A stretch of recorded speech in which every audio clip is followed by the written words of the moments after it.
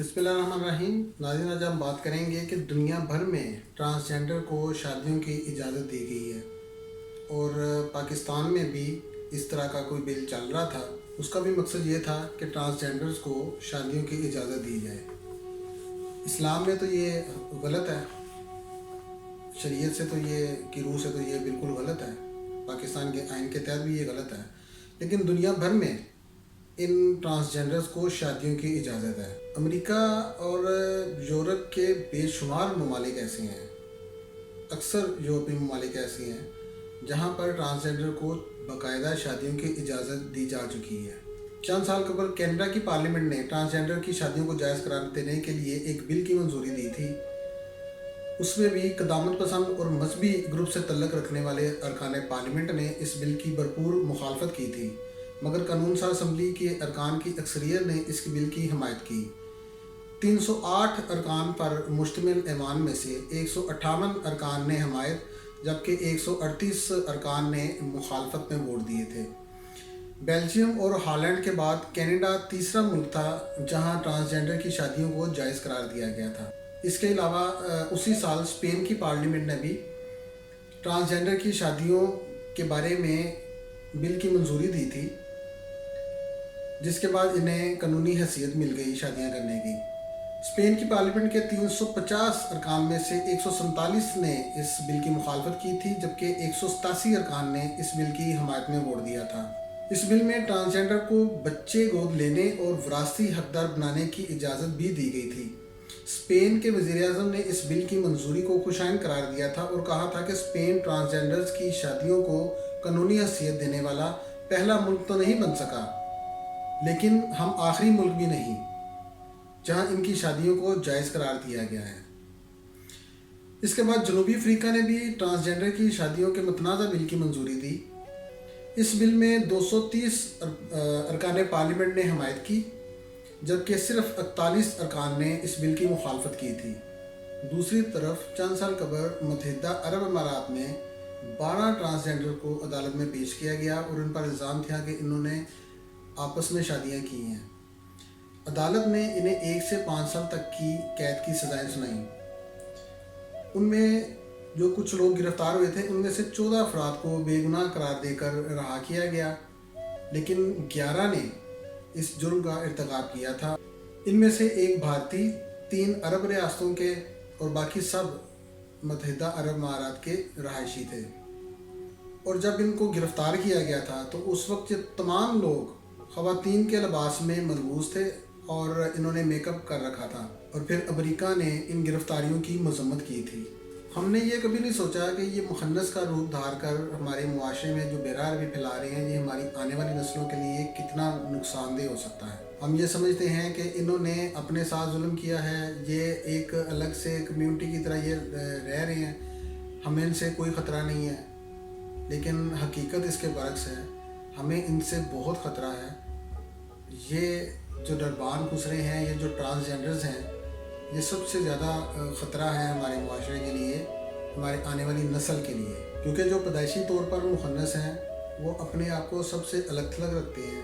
وہ پاک باز ہیں، وہ نیک ہوتے ہیں، وہ شریف ہوتے ہیں، وہ معاشرے میں برائی پھیلانے کا بالکل بھی سبب نہیں بنتے، بلکہ وہ خود معاشرے کی بے حسی کا شکار ہوتے ہیں۔ ان کے کردار میں اور ان کے کردار میں جو ٹرانسجینڈرز ہیں یا نربان ہیں، ان دونوں کے کردار میں زمین آسمان کا فرق ہے۔ ہمارے معاشرے کی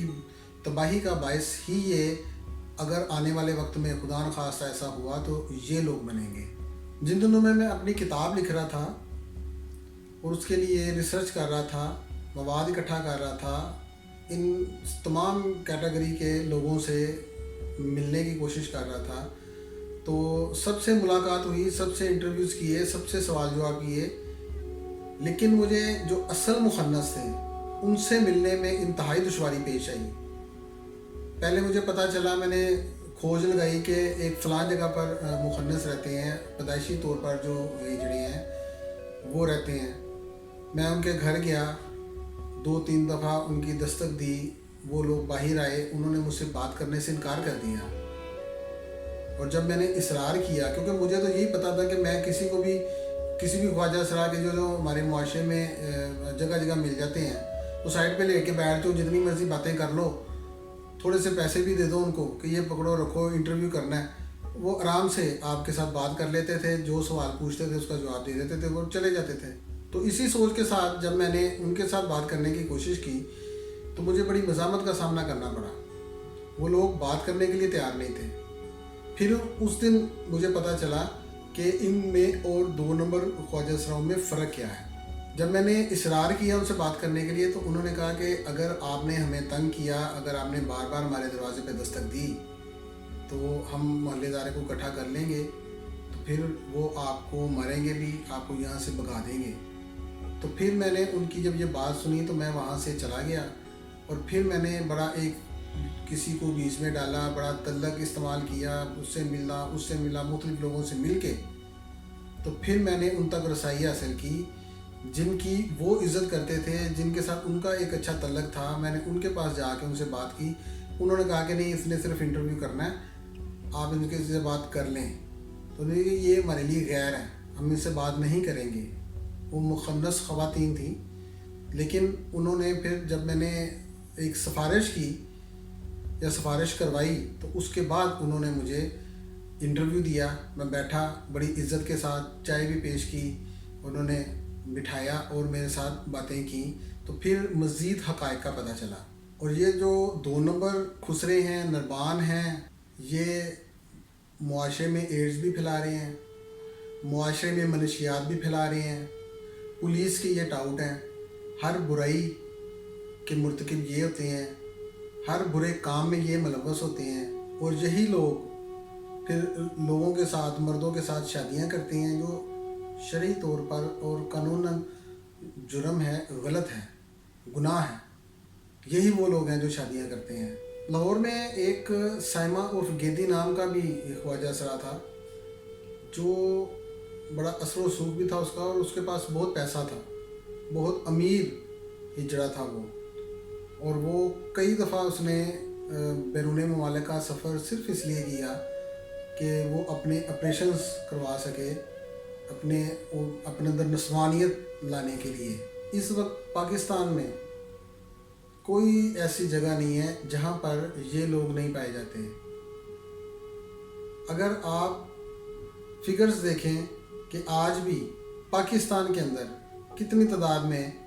خواجہ سرا یا پیدائشی طور پر جو مخنث ہیں وہ پیدا ہو رہے ہیں، ان کی ریشو کتنی ہے، اگر آپ ان کو گن لیں تو زمین آسمان کا فرق ہے۔ وہ لاکھوں میں 1-2 کیسز ایسے ہوتے ہیں جو مخنث ہیں یا خنثی مشکل ہیں، جو پیدائشی طور پر اس طرح کے پیدا ہوتے ہیں، اور جو تعداد ہے وہ ان کی دن بدن بڑھتی جا رہی ہے، کیونکہ یہ سارے 2 نمبر ہیں۔ اس کے اوپر کام کرنے کی بھی ضرورت ہے، اس کے اوپر حکومتی اداروں کو تھوڑا سا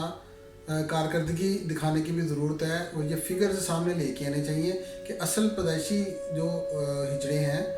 خواجہ سرا ہیں یا مخنث ہیں، ان کی تعداد کتنی ہے، حقوق آپ نے ان کو دینے ہیں۔ اور یہ جو معاشرے میں بے روی پھیلا رہی ہیں، ان کو حقوق نہیں دینے، ان کو بندے کا پتر بنانا ہے۔ اس کے لیے یہ نجی تنظیموں کو بھی، پرائیویٹ طور پر بھی لوگوں کو آگے آنا چاہیے، حکومت کا ساتھ دینا چاہیے، لیکن اس سے پہلے حکومت کو یہ انیشیٹو لینا ہوگا، یہ اقدام اٹھانے کے لیے تھوڑی سی ہمت کرنا ہوگی کہ ہم نے اگر اپنے معاشرے کو بے روی سے پاک کرنا ہے تو اس کے لیے جو سب سے بڑا فیکٹر ہے یہ خواجہ سرا، 2 نمبر ہجڑے، 2 نمبر خسرے، یہ سارے، ان کو کیسے ختم کریں۔ آج تک کے لیے اتنا ہی، اگلے پروگرام کے لیے اجازت دیجیے، اللہ حافظ۔